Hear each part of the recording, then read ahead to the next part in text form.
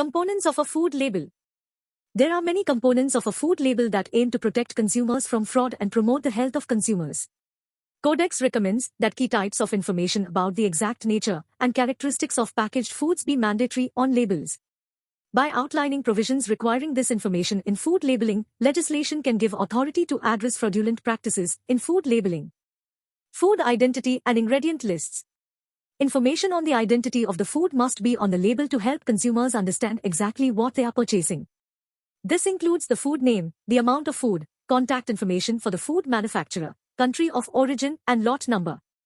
The ingredients list informs consumers of the substances that were used to make the food product. Except for single ingredient foods, for example, milk, salt, a list of ingredients with specific names is recommended to be mandatory on the food label. If a food is dehydrated or condensed, the ingredients may be listed in order of proportion in the reconstituted product.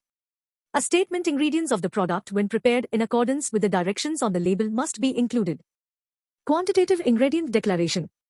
In certain circumstances, it is necessary to state on the label the quantity of an ingredient which corresponds to the quantity of the ingredients in the finished product. It is recommended that quid be used on the label in the following situations.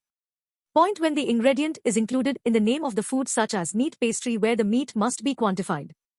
Point when the ingredient is emphasized in words, pictures or graphics such as with cheese, and. Point when the ingredient is not included in the name of the food or emphasized on the label but is essential to characterize the food and is expected to be present in the food by consumers, the content of the expected ingredient must be quantified.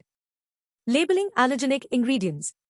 The rationale for including specific foods on allergen lists and for exempting other allergenic foods may vary. Therefore, each country should assess the risk of food allergies in their national population when developing the list of allergens to be labeled.